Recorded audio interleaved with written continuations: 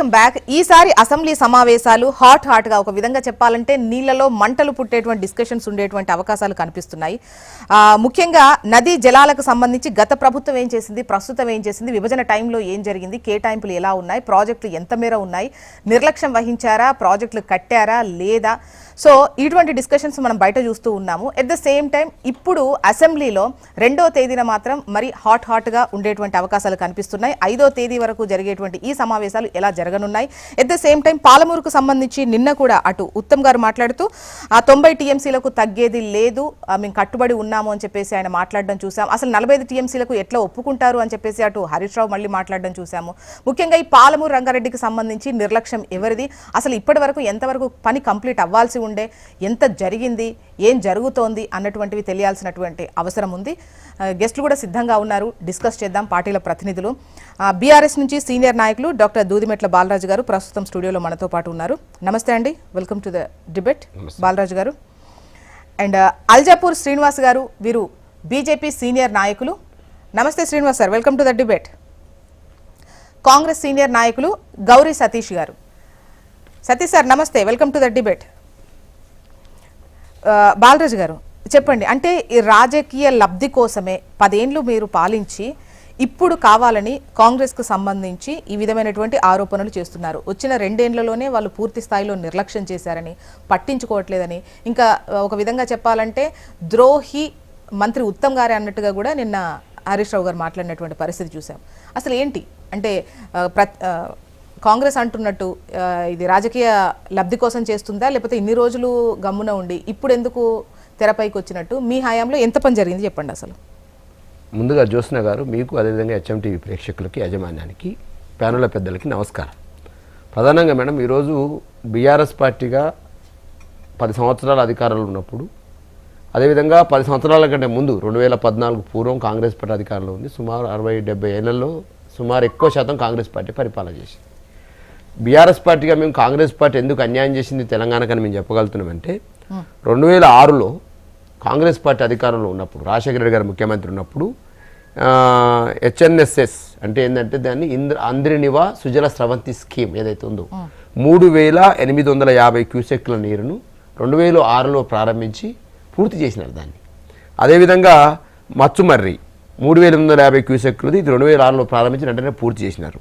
అదేవిధంగా వెలుగొండ సంబంధించింది 11,500 క్యూసెక్ల స్కీము, అదేవిధంగా దీని అంటే 2006లో ప్రారంభించినారు.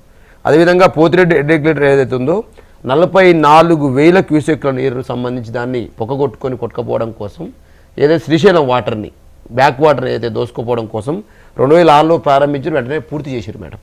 కానీ తెలంగాణ సంబంధించినటువంటి ఏదైతే ఉందో కల్వకుర్తి ఎత్తిపోతల స్కీమ్ ఏదైతే ఉందో 2006లో ప్రారంభించారు మేడం. దీన్ని సుమారు 3,200 క్యూసెక్ల వాటర్ని ఉపయోగించుకోవాలని చెప్పేసి దాన్ని మాత్రం 2006లో ప్రారంభించే తప్ప ఎవరు పూర్తి చేయలేదు మేడం.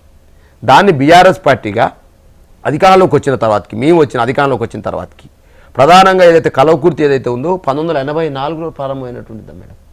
1984లో కల్వకుర్తి ఎత్తిపోతల ప్రారంభం అయితే వీళ్ళు ఇచ్చినటువంటి వాటర్ 13,000 ఎకరాలకు మాత్రమే ఇచ్చారు మేడం. తదనంతరం వీళ్ళు పెండింగ్గా ఉన్నటువంటి ఈ ప్రాజెక్ట్ని మేము రన్నింగ్ చేసి సుమారు 1,42,000 ఎకరాల సాగుకు పెంచినాం. కాలువలు తోవడం కావచ్చు, మిగతా సంబంధించిన ఏదైతే పెండింగ్ సంబంధించిన పనులు పూర్తి చేసి. అదేవిధంగా మేడం నెట్టెంపాడు మేడం, ఇది 2005లో ప్రారంభించారు మేడం. 2005లో ప్రారంభించి దీన్ని పూర్తి చేయలేరు మేడం. కానీ బీఆర్ఎస్ పార్టీ అధికారంలోకి వాళ్ళు ఎప్పుడు ఇచ్చి నీరు ఎంత ఇచ్చారు మేడం? 2005లో ప్రారంభించిన ఈ ప్రాజెక్టు ద్వారా కాంగ్రెస్ పార్టీ అరకొర పనులు చేసి 2300 ఎకరాలకు నీరు ఇచ్చింది మేడం. కానీ బీఆర్ఎస్ పార్టీ అధికారంలోకి వచ్చిన తర్వాతకి పెండింగ్ పనులన్నీ కూడా రన్నింగ్ పనులుగా చేసి ఆ ప్రాజెక్టు పనులను కొంత పూర్తి చేసి 1,42,000 ఎకరాలకు నీరు అందించారు.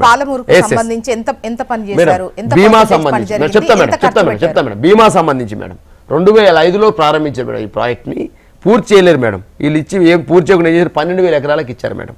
మేము దీన్ని పూర్తి చేసి 1,58,000 ఎకరాలకు ఇచ్చాం మేడం. అదేవిధంగా మేడం ఏదైతే కోయల్ సాగర్ సంబంధించి 38,250 ఎకరాలకు, అదేవిధంగా తుమ్మిల్లా లిఫ్ట్ ఇరిగేషన్ స్కీమ్ అనే దాన్ని మేము ప్రారంభించినాం. దాన్ని స్థాపించి పునఃప్రారంభించేసి దాని ద్వారా 55,600 ఎకరాలు, ఇవన్నీ డాటా మేడం, ఇవన్నీ కూడా ఇరిగేషన్ శాఖ డాటా ద్వారా ఇచ్చిన మేడం. అదేవిధంగా జూరాల సంబంధించినటువంటి కాలువల ఆధునీకరణ ద్వారా మొత్తం 1,07,740 ఎకరాలకు, అదేవిధంగా మిషన్ కాకతీయ ద్వారా చెరువుల పునరు ఏదైతే ఉందో ఇక 45 టీఎంసీలు అంటురుగా మేడం, అయితే పాలమూరు రంగారెడ్డి సంబంధించి ఏదైతే మేము 90 టీఎంసీల వాటర్ కావాలని చెప్పేసి 246 జీవో ఇచ్చి ఏదైతే సిడబ్ల్యూస్కి సెంట్రల్ వాటర్ కమిషన్కి మేము అప్పచెప్పినామో దీన్ని ఇవాళ అంటే 45 టీఎంసీలు ఎక్కడంటే మైనర్ ఇరిగేషన్ ద్వారా వచ్చే టీఎంసీలు 45 టీఎంసీలు ఏదైతే చెరువులు కాలువలు ఈ చెరువుల ద్వారా నింపడం కోసం అదేవిధంగా గోదావరిలో వాడుకుంటున్నటువంటి ఏదైతే ఆంధ్ర ప్రభుత్వం వాడుకుంటున్న వాటా ఏదైతే ఉందో దాన్ని 45 టీఎంసీలు వాడుకుంటారు కాబట్టి మాకు ఇక్కడ కృష్ణా జలాలు ఎక్కువ కావాలని చెప్పేసి ఆ 45 టీఎంసీలు ఈ 45 టీఎంసీలు కలిసి 90 టీఎంసీలు కావాలి పాలమూరు రంగారెడ్డికి అని చెప్పి ఆ 90 టీఎంసీలలో 60 టీఎంసీలు పాలమూరు రంగారెడ్డికి ఏదైతే మేము Narlapur reservoir Vattem reservoir Yedula reservoir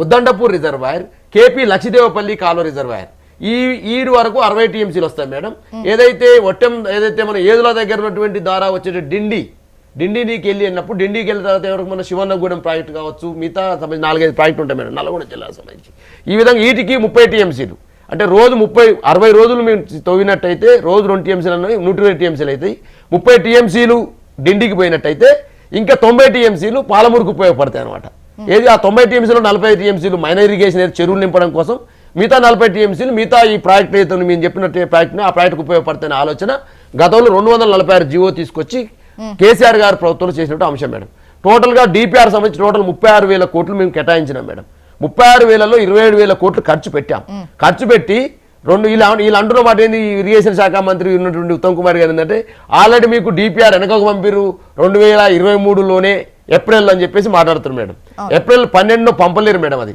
April 12 మాకు ఎప్పుడైతే పంపినని చెప్పేసి డిపిఆర్ వెనకమని కేంద్రం చెప్పగానే వెంటనే సిడబ్ల్యూసీతో మాట్లాడి ఆ రోజు కేంద్ర మా యొక్క రాష్ట్ర ఇరిగేషన్ శాఖ కమిషనర్గా ఉన్న ముఖ్య కమిషనర్ ఉన్నటువంటి రజిత్ కుమార్ గారిని పంపి మళ్ళీ కేంద్రంతో సంప్రదింపులు జరిపి 7 సంబంధించినటువంటి ఆ పర్మిషన్ తీసుకొచ్చాం 7 పర్మిషన్ తీసుకొచ్చాం 7 పర్మిషన్ తీసుకొచ్చిన తర్వాతకి 2023 మేము సెప్టెంబర్లో మేడం ఆగస్టు ఆర్ సెప్టెంబర్లో మేము కేసీఆర్ గారి చేత నార్లాపూర్ పంపుకి స్విచ్ ఆన్ చేసినాం మేడం ఆ రోజు స్విచ్ ఆన్ చేసాం మేము ఇప్పుడు పాలమూరు రంగారెడ్డికి ఎంత పర్సెంట్ అంటే 37,000 మీరు కేటాయింపు చేశారు 27,000 రిలీజ్ అయ్యాయి ఖర్చు పెట్టారు ఎంత మేర పని కంప్లీట్ అయింది 90% అయినాయి మేడం కొన్ని కాలువలు ఆధునీకరింపజేస్తే ఇవాళ పనులు పూర్తయ్యాయి మొత్తం టోటల్గా వాటర్ నింపుకునే అవకాశం ఉంది ఇవాళ ఆల్రెడీ నార్లాపూర్ రిజర్వాయర్లో సుమారు 4 టీఎంసీల నీరు నిల్వ ఉంది అందులో అంటే మీరు పంపులు ఆన్ చేసిన పనికి మీరు ఇలా డిసెంబర్లో మళ్ళీ ఏం చేసిర్రు సిడబ్ల్యూసీకి ఇల్లు సంబంధించి ఏమంటే పంపింది మీ డిపిఆర్ వెనక పంపుతుందని చెప్పేసి 2024 డిసెంబర్ 19వ తారీఖు రోజు అన్ని అనుమతులు తీసుకొచ్చిన తర్వాత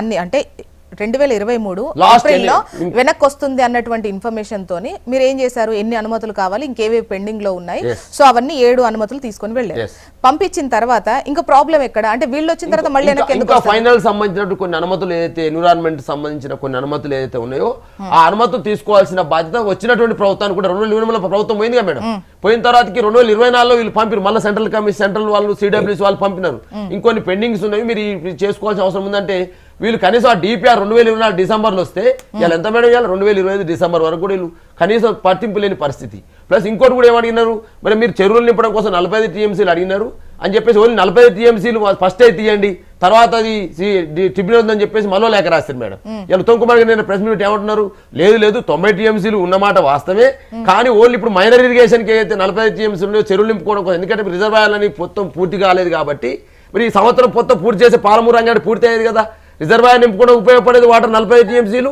మిగతా 40 టీఎంసీలు చెరువులు నింపుకోవడం ఉపయోగపడేది కానీ ఇది పూర్తి చేయలేం కాబట్టి ఏమంటున్నారు ఓన్లీ 45 టీఎంసీలు ఇవ్వండి తర్వాత ట్రిబ్యునల్ తేలేదు ఉందిగా 45 టీఎంసీలు అని చెప్పేసి వాళ్ళు మాట్లాడుతారు ఏది గోదావరి జలాలను అదనంగా ఆంధ్రప్రదేశ్ వాడుకుంటున్నందుకు ఆ 40 టీఎంసీలు గోదావరిలో మీరు వాడుకుంటారు కాబట్టి కృష్ణా జిల్లాలో 40 టీఎంసీలు తెలంగాణకు వచ్చే వాటా తర్వాత చూసుకుందాం ట్రిబ్యునల్ తేల్చని చెప్పి ఉత్తమ్ కుమార్ రెడ్డి మాట్లాడుతూ ఉన్నారు